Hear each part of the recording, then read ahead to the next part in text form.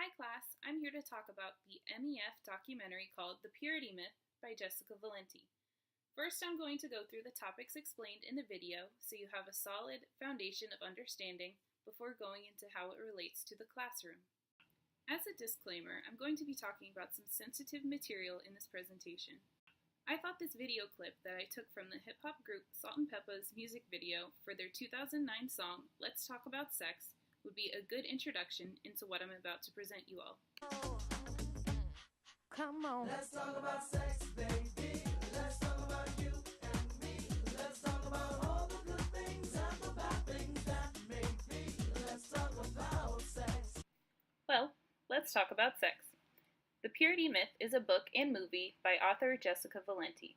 Jessica Valenti is an American blogger and feminist writer. She created this film and book to outline the construct that virginity is the ultimate measure of a woman's character. The black cover is the book, and the white cover is the film. While this video was released in 1984, I believe it is still a relevant classic.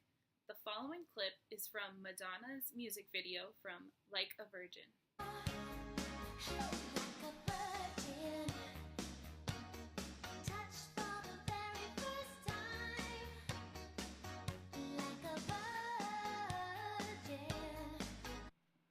First, we have to define what virginity is. Well, that's nearly impossible to do. It's a social construct that society came up with to make women feel poorly about being sexual. This is an umbrella construct that allows people to police women's bodies and make judgments against them. Sex is not just penis and vagina. Sex means different things to different people, as does virginity. Last class, we learned a lot from the LGBT Center about some terms that may have been new to us, and now we are aware that there is a variety of people in the world, and these people have different definitions of sex, and thus virginity. The term virginity is too ambiguous to even mean anything. So basically, virginity, it's not a thing. The video also talks about debunking the hymen. There's an excerpt from a sermon from a pastor where he says, "It is pressed that a man marry a virgin, because when a man marries a virgin on the night of their wedding, when the hymen is broken, blood is shed. Blood is an unbreakable covenant." The hymen is the physical marker for virginity. Or so we thought. The hymen is a thin tissue located near the opening of the external vagina about 1 to 2 centimeters in. They don't necessarily break. It can stretch or tear. There are lots of ways the hymen can become this way that don't involve sex, like riding a bike, horseback riding, or even inserting a tampon or menstrual cup can cause this. Some women just aren't even born with them. The myth of popping your cherry is very damaging to women. In medieval times, women had to be pure when they were wed. On their wedding night, if the sheets were not stained in blood, the woman was thought to not be pure as her hymen hadn't broken. Some women would cut their thigh upon getting into bed to ensure there was blood on the sheets. This is an example of how women were only thought of in relation to their virginity and how this was and still is the ultimate measure of a woman's character. Bringing us back to the modern era, there are many gender differences with virginity. Virginity has always been discussed in relation to women, rarely with men.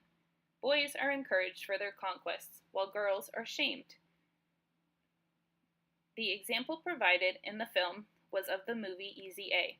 Here we can see both instances where the main characters have told their friends that they had sex.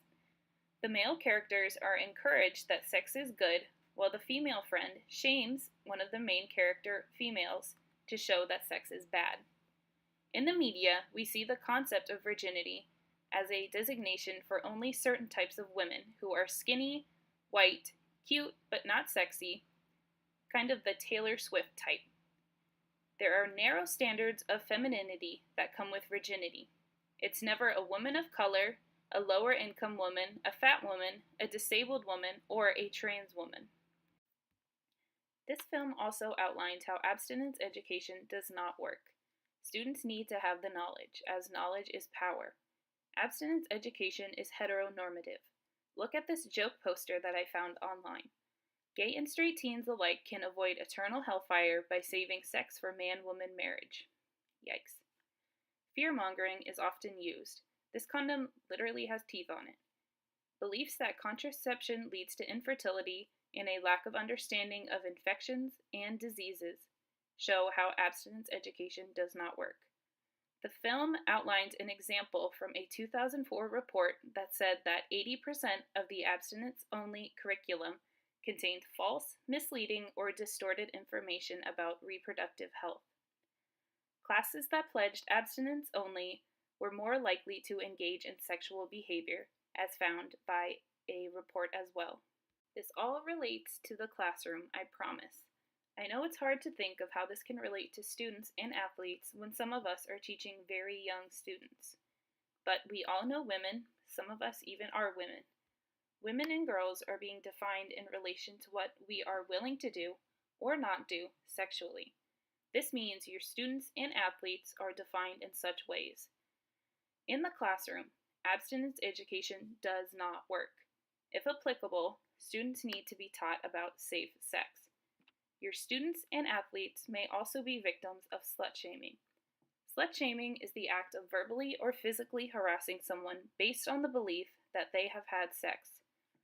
This social stigma is mainly related to women, as men are encouraged to sleep around. Women may not come forward as victims of sexual assault for this fear. Slut-shaming can lead to physical and emotional problems. The main point being to remember that women are not defined by their sexuality. We can still be sexual beings.